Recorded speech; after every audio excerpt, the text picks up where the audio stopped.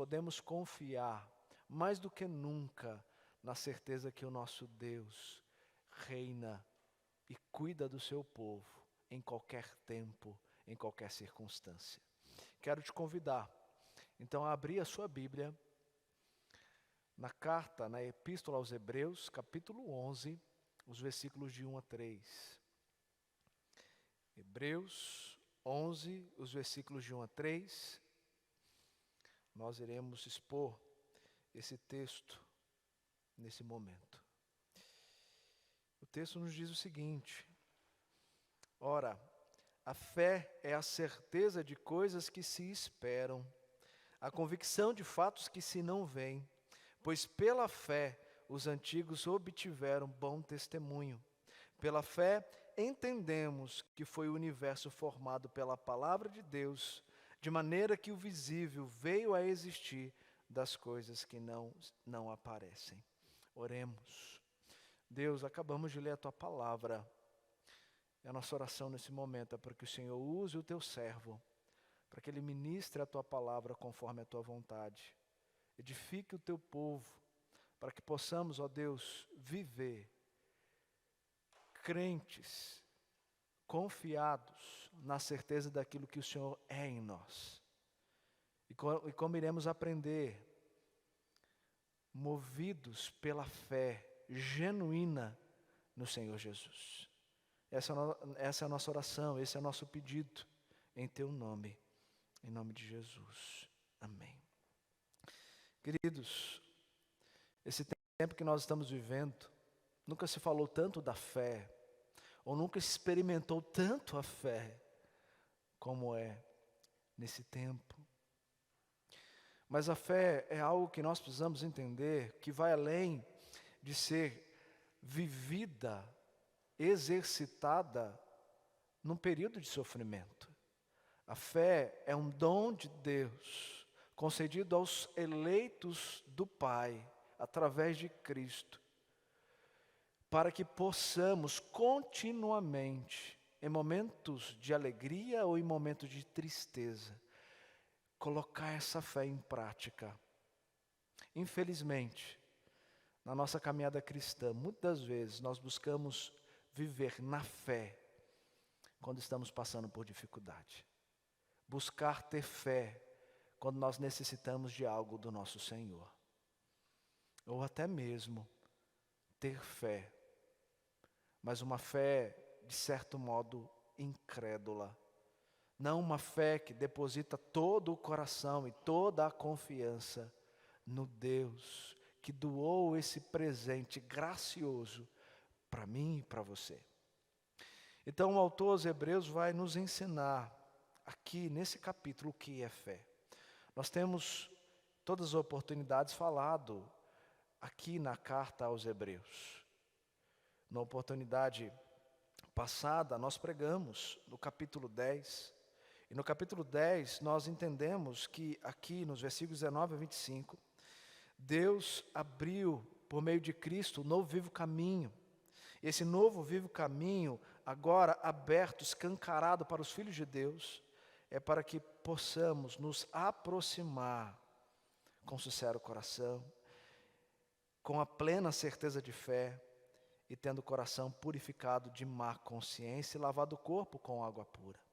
Também aprendemos que precisamos guardar firme a confissão da esperança sem vacilar e que também precisamos considerar a igreja, considerar uns aos outros para nos estimularmos ao amor e às boas obras. Antes de expor esse texto do capítulo 10, nós também pregamos no capítulo 12. No capítulo 12, capítulo depois do 11, nós aprendemos que nós temos aqui uma nuvem de testemunhas. Essa nuvem de testemunha são esses heróis da fé, que pode nos ensinar e muito como viver a nossa maratona cristã.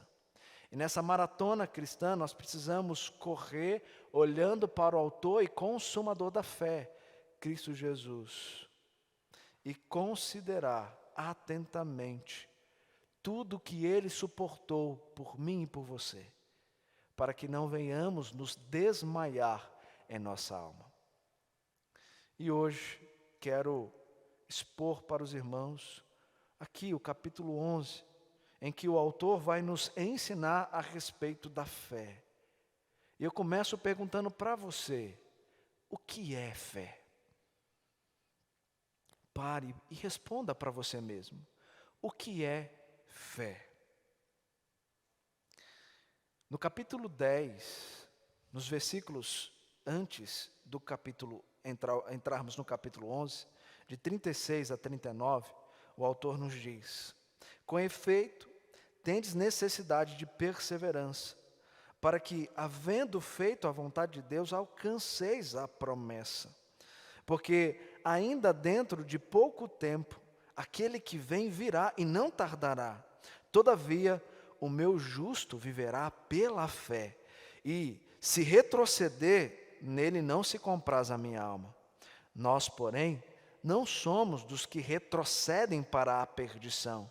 Somos, entretanto, da fé para a conservação da nossa alma. O autor está dizendo para nós que nós somos da fé, pois essa fé foi doada pelo autor dela, a mim e a você.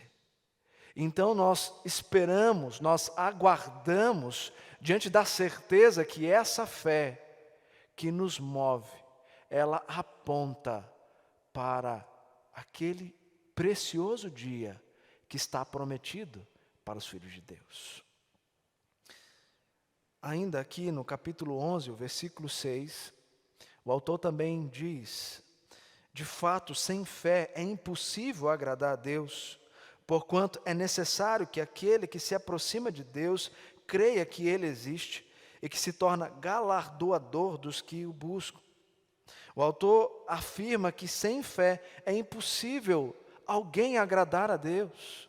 Por isso que aquele que não tem Deus não consegue agradá-lo. E aquele que tem Deus só consegue agradá-lo se exercitar essa fé. Porque a fé é um instrumento pelo qual uma pessoa pensa e age em relação ao Deus que ela serve. Também em Romanos capítulo 10, o versículo 17, o apóstolo Paulo lá diz que a fé vem pela pregação e a pregação pela palavra de Cristo.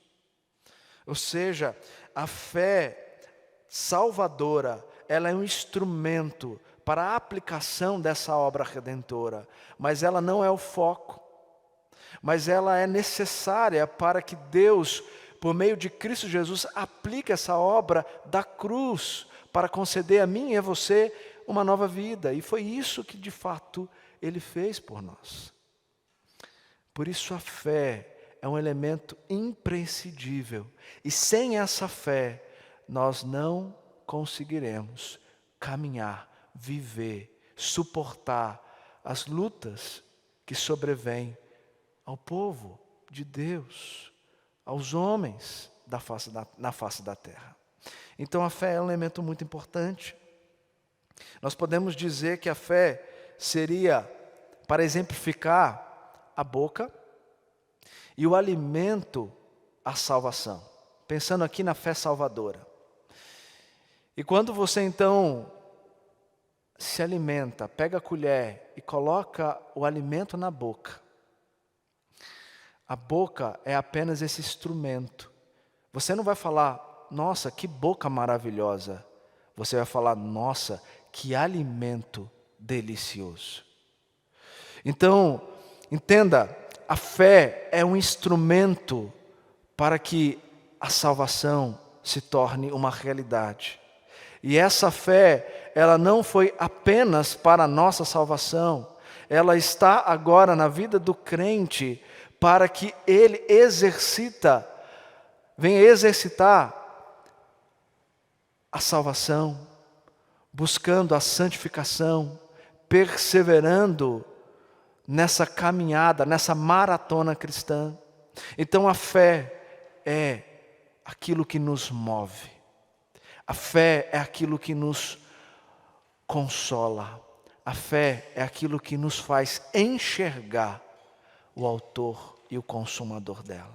Por isso que no capítulo 12, quando nós estudamos, nós aprendemos que nós precisamos ter essa fé nesse autor, porque nós corremos olhando para ele. E se nós corremos olhando para qualquer outra coisa, nós iremos desviar do caminho. Então essa fé é imprescindível para mim e para você. Na nossa confissão de fé, ao falar lá no capítulo 11, parágrafo 2, a respeito da justificação, o autor diz: a fé, assim recebendo e assim se firmando em Cristo e na justiça dele, é o único instrumento de justificação. Ela, contudo, não está sozinha na pessoa justificada, mas sempre anda acompanhada de todas as outras graças salvadoras. Não é uma fé morta, mas obra por amor. A confissão chama a fé de único instrumento de nossa justificação. A fé é o instrumento para a aplicação, então, dessa obra redentora no coração dos eleitos de Deus. E agora o autor vai mostrar para nós a importância dessa fé, quando ele está falando para leitores que buscavam questionar a evidência da salvação através de Cristo Jesus. Esses irmãos que ouviram essas outras exposições lembrarem, o contexto em que o autor escreve essa epístola é um contexto da dispersão, contexto em que os judeus estavam se convertendo ao cristianismo, mas sofriam perseguições, sofriam por aqueles que deveriam estar ao lado deles, mas estavam perseguindo para que voltassem às práticas judaizantes, voltassem a viver como viviam na lei.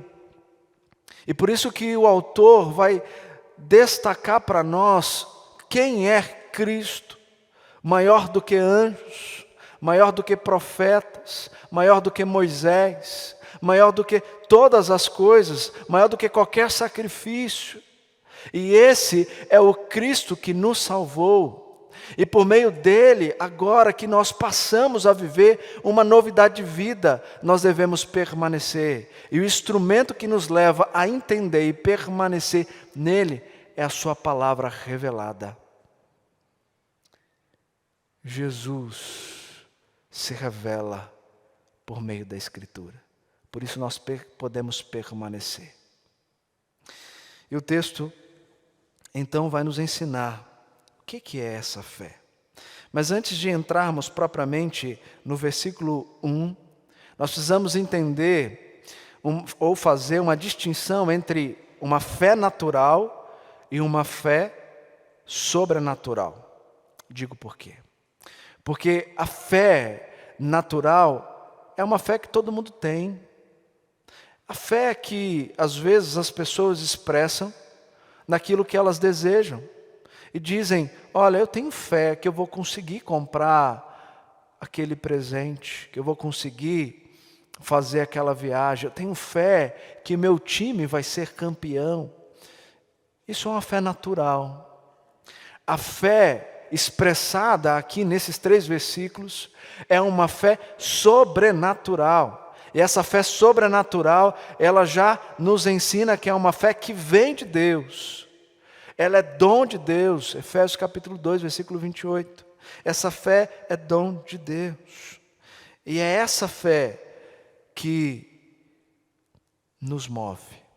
É essa fé que nos leva a recebermos a salvação, a justificação, a adoção, a vivermos em santidade, a perseverarmos rumo à caminhada cristã.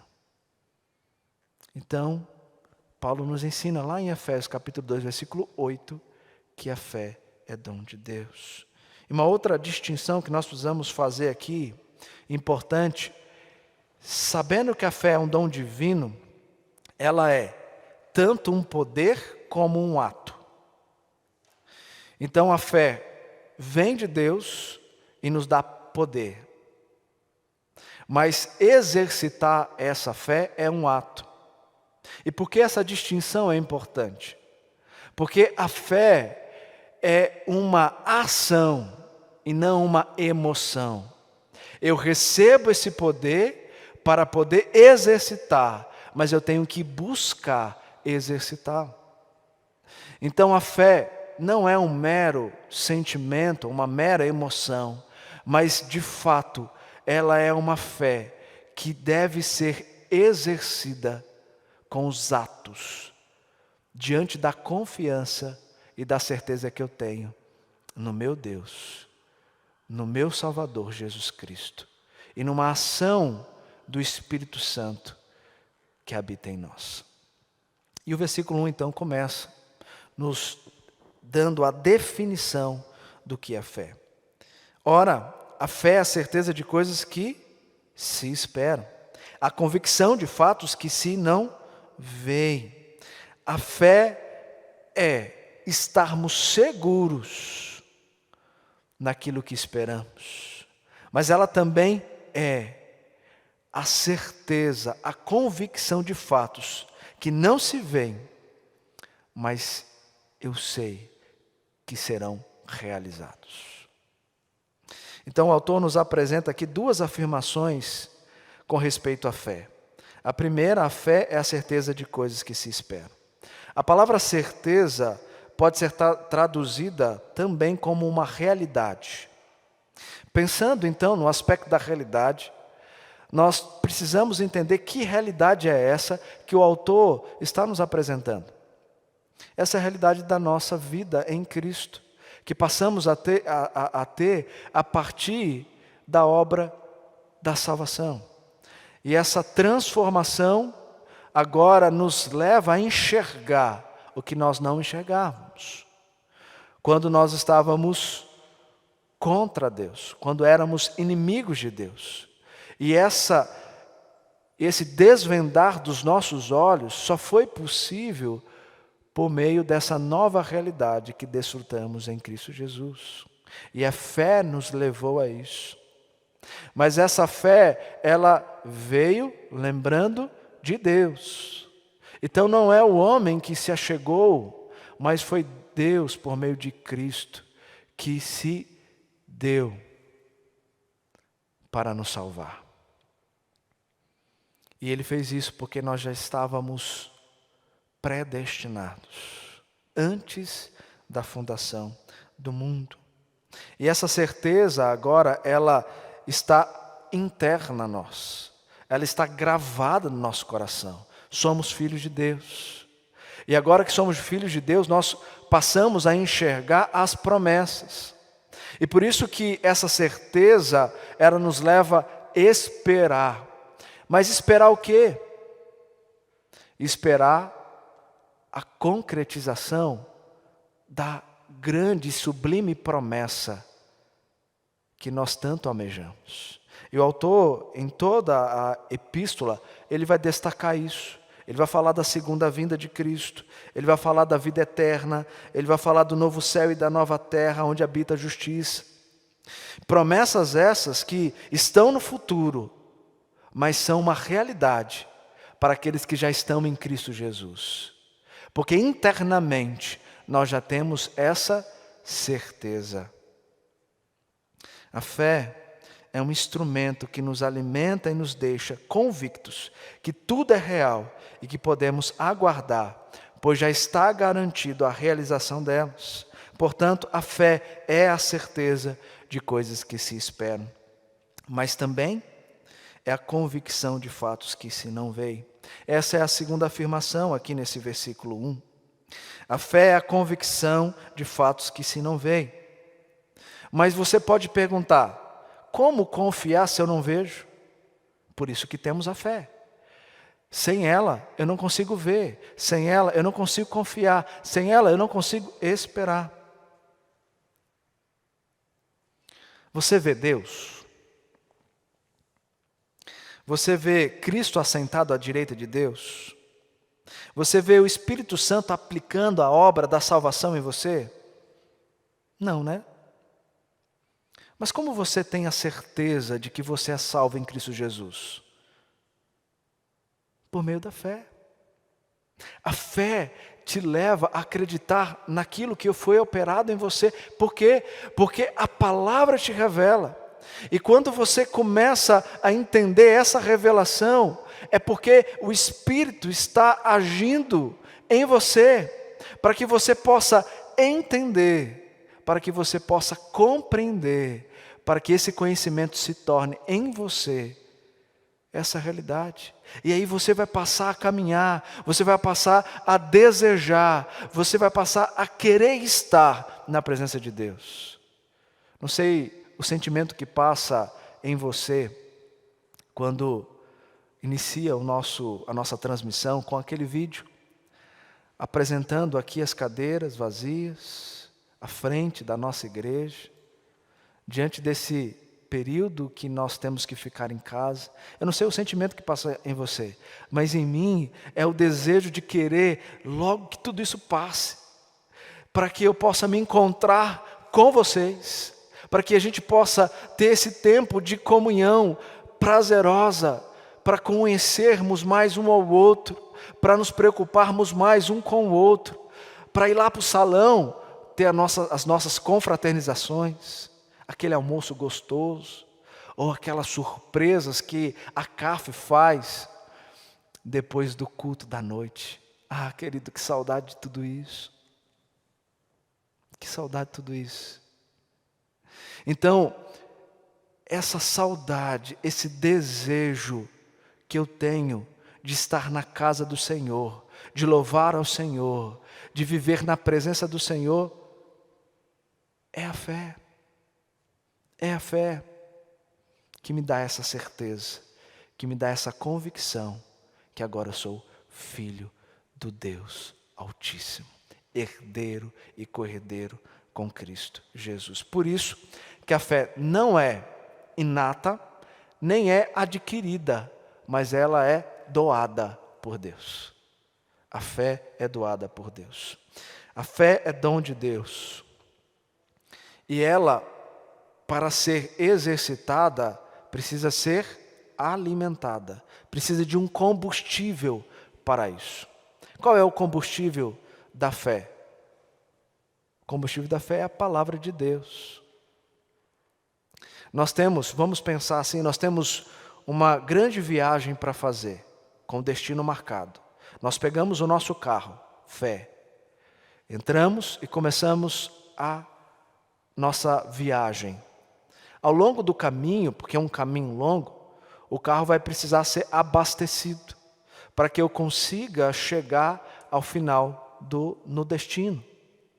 Então, pensando assim, para ilustrar, a fé seria esse carro. E o combustível é a palavra de Deus, que precisamos diariamente buscar e nos alimentar para nos fortalecer e sermos cada vez mais lembrados dessa promessa da volta de Cristo, da mansão celestial, da nova Canaã, da cidade santa que nós almejamos tanto. Então, queridos, nós não vemos, mas nós esperamos. E nós esperamos porque cremos. E nós cremos porque algo foi feito em nós, a partir da doação da fé de Deus a mim e a você. A obra redentora foi aplicada, a justificação foi garantida, agora eu posso viver certo que eu vou para Jerusalém Celeste. E isso acalma o seu coração? Isso conforta o seu coração? O meu sim, sem dúvida.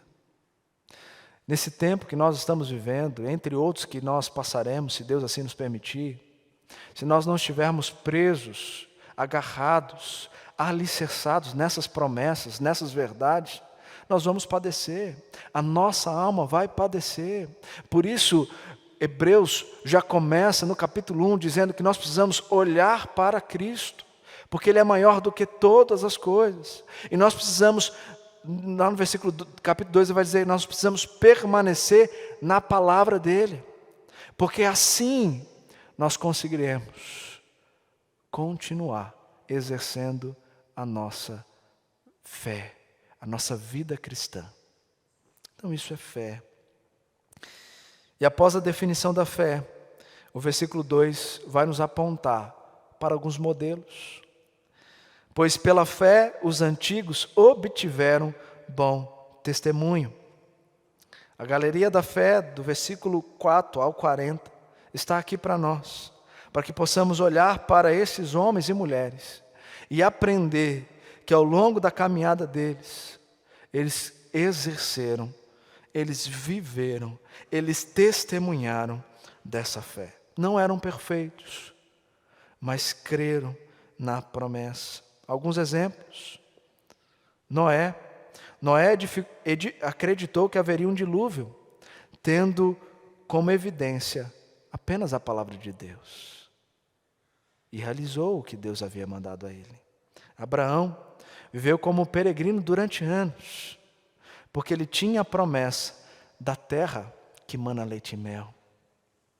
Moisés desceu para o Egito para enfrentar a Faraó e libertar o povo de Deus do cativeiro, por conta da palavra de Deus. Homens que demonstraram confiança no autor da promessa e traduziram isso em ações concretas. Todos eles diante da palavra, e mesmo sem ver, mas ouvindo e acreditando, caminharam seguros diante dessa esperança. Lembro-me, sentado aqui, quando terminamos de pregar no capítulo 12 de Hebreus, o reverendo Sérgio me procurou e disse que constantemente ele volta aqui para a galeria da fé e olhar a vida desses homens para ser fortalecido a continuar certo de que Deus é vivo e verdadeiro, que Ele nos alimenta, que Ele nos fortalece, e nós temos exemplos aqui na palavra de Deus. Nós precisamos fazer isso, assim como o reverendo Sérgio, buscar voltar para essa galeria, ler cada história, e se não conhecer a história, voltar para onde ela está revelada, lá no Antigo Testamento, para conhecer vidas de pessoas que se agarraram numa certeza e viveram assim a vida delas. Nós precisamos disso, porque esses homens e mulheres foram aprovados diante do sofrimento. E nós aprendemos que nós estamos no sofrimento para sermos testados. Tiago nos fala isso. Tiago fala que aqueles que vivem no sofrimento, eles são testados, sendo aprovados, são aperfeiçoados a perseverar. E o que nos move diante dessa aprovação de Deus no sofrimento é a fé, porque ela é a única que vai nos manter seguros no que acreditamos, alimentados pelo combustível que dá essa fé, a certeza e a esperança que já foi realizada internamente em nós. Por isso, não coloque a sua fé nas pessoas, não coloque a sua fé na circunstância, mas coloque a sua fé no autor e consumador dela. A fé precisa ser exercitada olhando para Cristo e não olhando para o outro, porque o outro não vai me ajudar a enxergar o que eu preciso enxergar. Ele pode até apontar o caminho, mas o caminho já está revelado, é Cristo Jesus. Então essa fé precisa ser exercitada. E essa galeria da fé traz para nós modelos de homens e mulheres que viveram assim. E o texto continua. E agora, no versículo 3, nós temos aqui descrito que pela fé entendemos que foi o universo formado pela palavra de Deus, de maneira que o visível veio a existir das coisas que não aparecem. O autor apresenta essa definição de fé e, na sequência, o modelo na prática com homens e mulheres, ao longo da história bíblica, desfrutando em exercício esse dom. E agora ele vai, antes de trazer a vida de Abel, dos patriarcas, ele vai mostrar, desde Gênesis 1, o porquê que nós temos que ter fé. O porquê que nós acreditamos que Deus é o Criador do universo. O porquê que as pessoas às vezes não entendem. O porquê que nós depositamos a certeza de que tudo isso foi criado por um Deus vivo e verdadeiro e não por uma explosão. Nós podemos responder, olhando para o versículo 3, por causa da fé. Pela fé, entendemos que o universo foi formado pela palavra de Deus, de maneira que o visível veio a existir das coisas que não aparecem. Nós não víamos, nós sabemos que Ele fez, porque a palavra está revelada. O autor aos Hebreus não viu, mas ele tem a plena certeza de que de fato Deus fez. Moisés, o autor de Gênesis, ele descreveu essa narrativa para nós, inspirado por Deus, não vendo, mas acreditando que de fato Deus é criador de todas as coisas. João, ao escrever o Evangelho, ele fala para nós que o Verbo, Cristo Jesus, estava com Deus na criação do universo.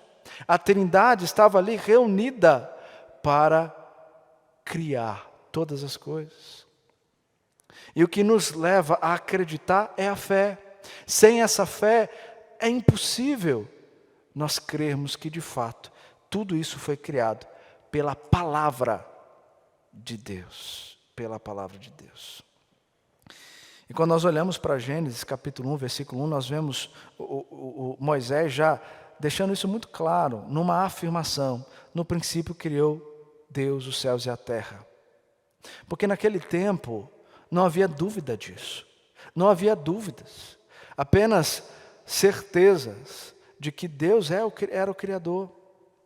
Mas hoje, infelizmente, há muitas dúvidas. O naturalismo veio para dizer que a matéria, uma matéria autoexistente, ela deu vida a todas as coisas de forma natural. E há bilhões e bilhões de anos, todas as coisas foram se formando por meio dessa matéria. E o naturalismo crê que não existe Deus, apenas uma matéria. E essa matéria é que dá vida e forma a tudo, inclusive eu e você. Meu irmão e minha irmã, eu acho que precisa de muito mais fé para crer no naturalismo do que para crer num Deus vivo e verdadeiro. Depois Charles Darwin, sustentando essa ideia naturalista, ele traz agora essa concepção para a ciência, para tentar, na ciência, por meio de evidências, de provas, de laboratórios, mostrar que o que somos, de onde viemos e para onde vamos, tem resposta na matéria autoexistente. Mas por incrível que pareça, não conseguiu provar nada ainda. Mas os cientistas criacionistas mostram com evidências que existe um ser sobrenatural que construiu, que criou todas essas coisas. Nós temos fé, e essa fé nos move a enxergar essa realidade. Porque na escola não é isso que ensina. E às vezes as pessoas não conseguem entender o porquê nós acreditamos assim e não no evolucionismo. A resposta está aqui. Porque elas não têm uma fé sobrenatural. Porque quando essa fé sobrenatural chega, as escamas são retiradas dos olhos. e nós paramos para enxergar a realidade da vida e as respostas que a ciência, a filosofia tentam responder. De onde viemos, para onde vamos, quem somos? A Escritura já respondeu há muitos e muitos anos atrás. Queridos, isso deve consolar o nosso coração. Sabe por quê? Porque a lógica é, se existe um Criador, esse Criador, ele não apenas cria e dá forma e vida às coisas, mas ele continua cuidando de toda a sua criação. A Escritura nos revela isso, que Deus, o nosso Criador, ele continua a sustentar toda a terra. Tudo está debaixo do controle soberano dele. Nada do que acontece no mundo foge daquilo que ele já planejou, daquilo que ele já decretou. O que eu preciso é de fato viver a certeza de que esse Criador, ele continua operando e vai operar, inclusive nesse tempo de pandemia. Sabe, aquele sentimento ruim que vem sobre nós, de ansiedade, um pouco de desespero.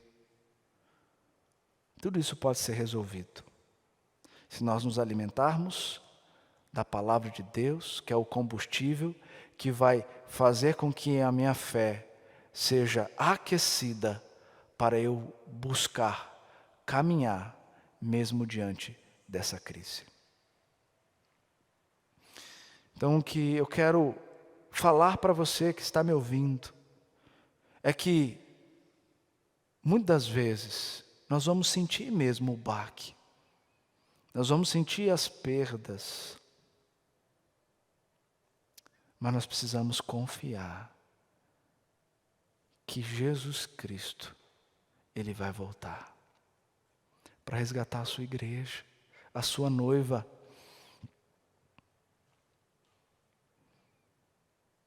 Esse é o meu Deus. Essa é a Trindade Santíssima operando na criação e na salvação e na continuidade até a eternidade. Vocês não tiveram, talvez, não sei, todos que estão nos vendo, mas vocês não tiveram talvez a oportunidade de conhecer um casal, e aqui faço referência a eles, não vou citar o nome, mas alguns vão saber,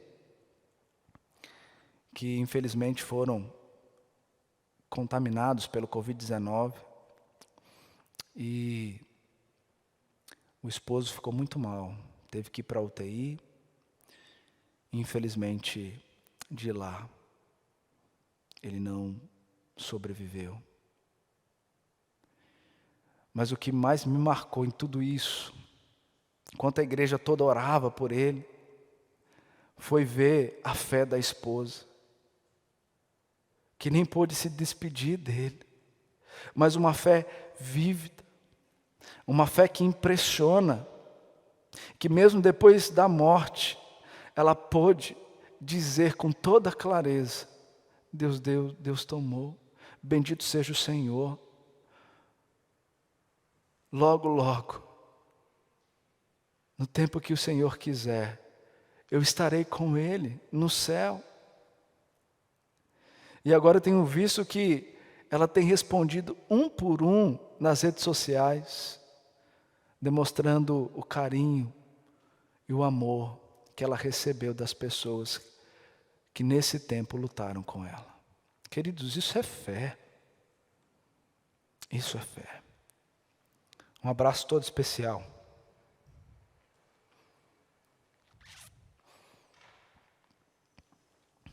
A essa amiga querida.